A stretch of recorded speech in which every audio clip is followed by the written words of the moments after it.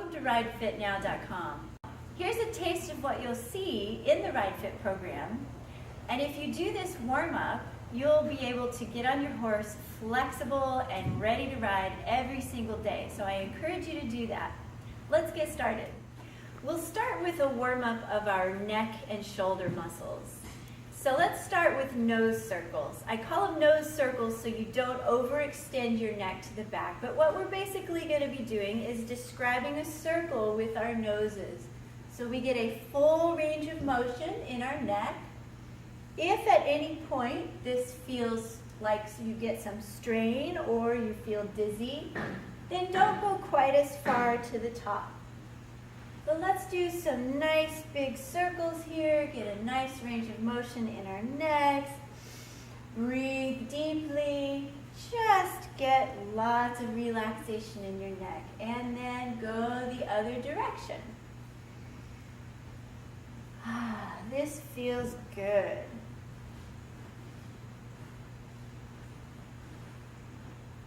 Okay, let's move on to some shoulder circles. Bring your hands up about shoulder height and just roll your circles from this position. Roll your shoulders.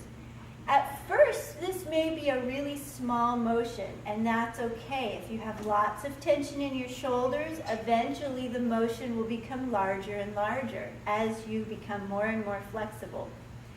You might also hear lots of crunching noises going on here with this exercise. That is totally normal. As you release tension, all of those joints are moving more than they're used to. And we all tend to carry too much tension in our shoulders anyway. So this just is a wonderful way to get the motion going in the shoulders. Again, breathe very deeply. The better you're breathing, the better your whole body's going to feel. Let's go ahead and move on to a twisting motion. We're just going to twist our upper bodies. Let your arms hang loose and floppy. And they're going to probably slap you in the hips, and that's good. The more loose and flexible the arms are, the better this exercise works. We'll try to keep the hips pretty still, so we don't want to be twisting with our knees or anything like that. Let's keep the hips still and just swing the upper torso and let that motion swing all the way through your body. If you feel like you're swinging with your arms tight, just let them flop as much as you possibly can. And again, as always, your breathing is going to help you relax and release the tensions of the day.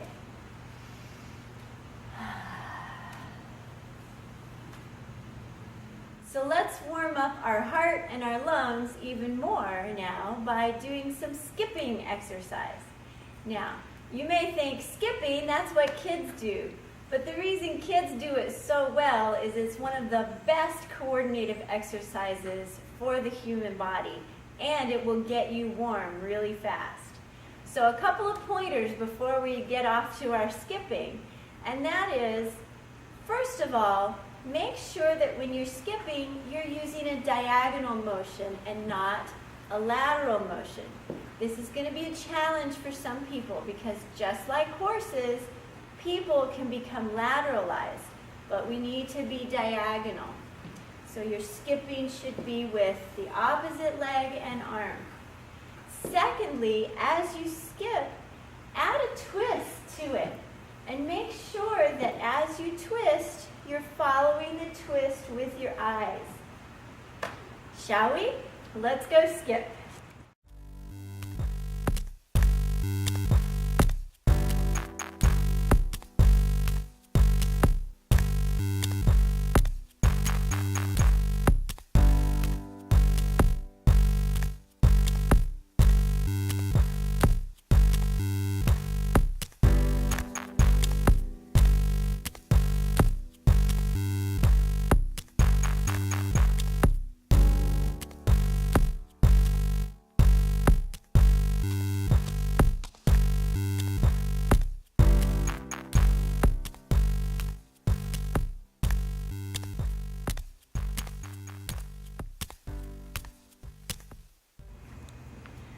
we're down on our mats, and we're just going to sit up straight with our legs straight out for the first exercise, which I call seat bone walking. And that's all it is. You're just going to pretend like you're walking, only you're doing it on your sit bones. So, walk one leg and then the other. And we'll walk all the way down the mat, and when we get to the end, we'll go backwards.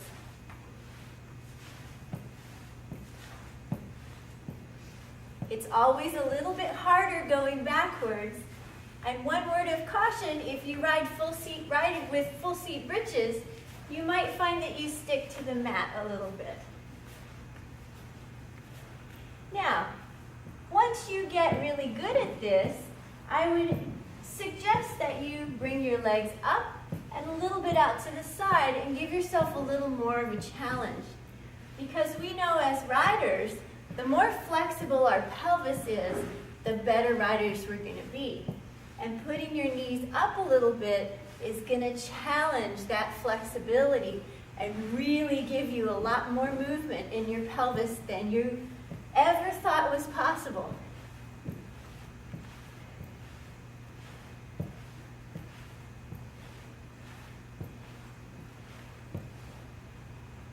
Our next exercise, we're going to lie down on the mat for.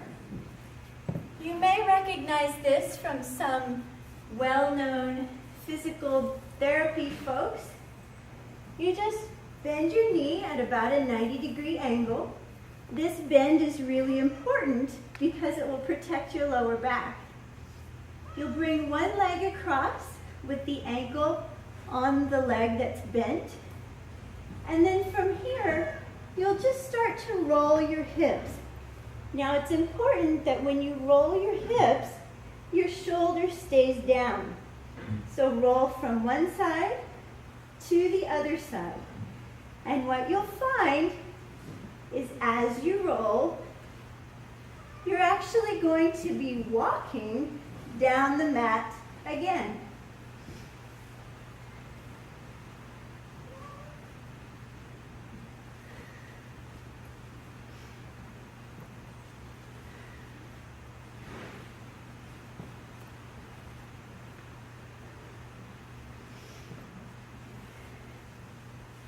Again, remember, if your low back starts to hollow at all, you want to make sure that this leg stays bent at a good angle.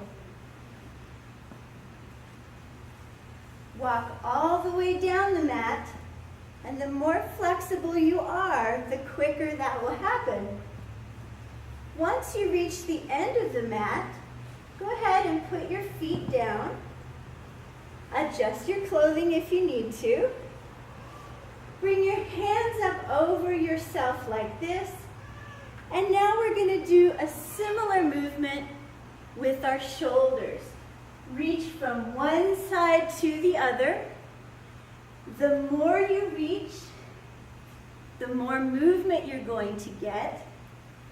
Keeping the hips on the floor. And you'll see that as I do this, I start to walk back up the mat.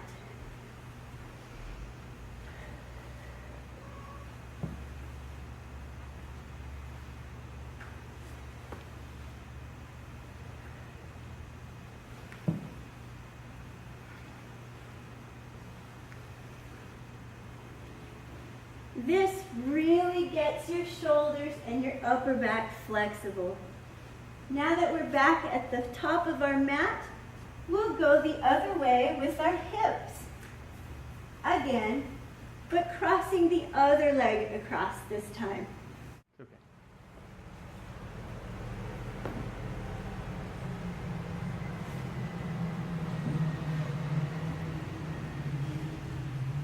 If you need to help yourself with a little more stability, go ahead and put your hands out to the side like this. That will help support your back and help you be more stable.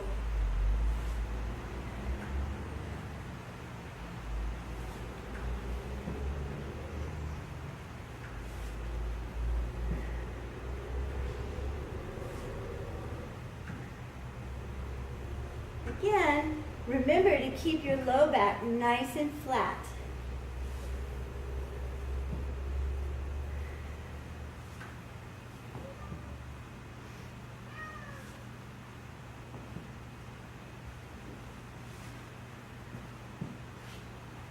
And to finish, we can walk back up the mat one more time with our shoulders.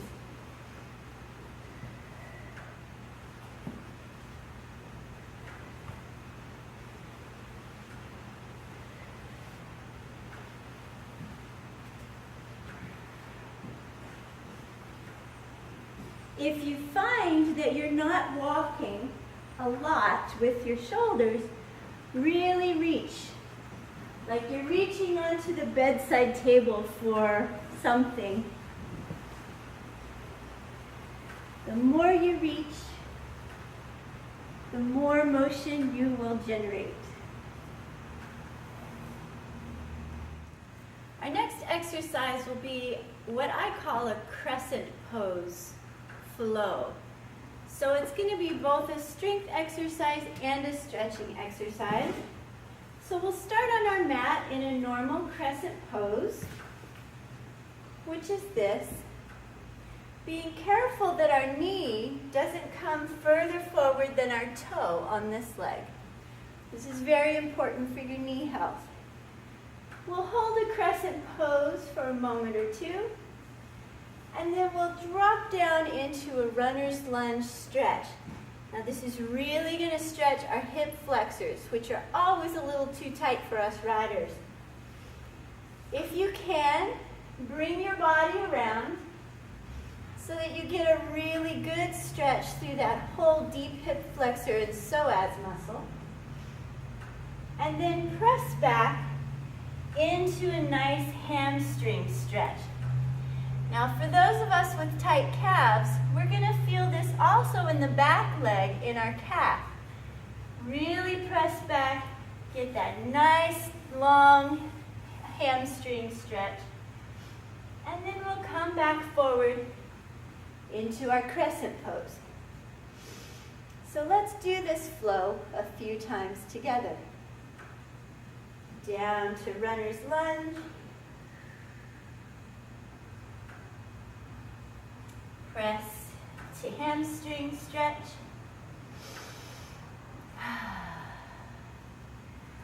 Up to crescent pose.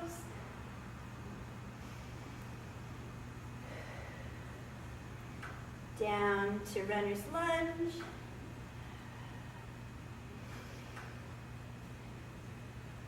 Press to hamstring. And one more time, up to crescent, down to runner's lunge,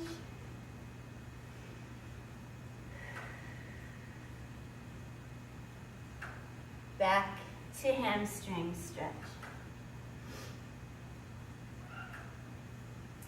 And then step forward to start the new side. Crescent pose.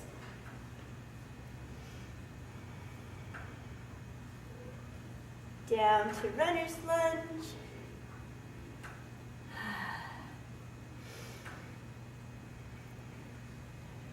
Press back to hamstring.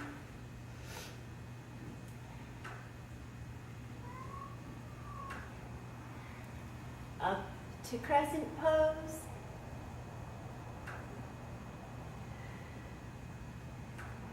Down to runner's lunge.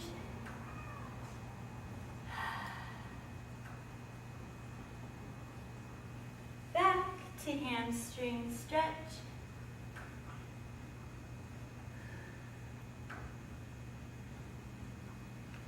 Up to crescent pose. If this is too difficult for you, do your crescent pose a little more upright, because this is a good strengthening exercise for your quads, so they should be burning right about now. Down to runner's lunge, and breathe. Always remember to breathe. And back to hamstring. Really press into that hamstring stretch. I know a lot of you have tight hamstrings out there. And step forward to finish.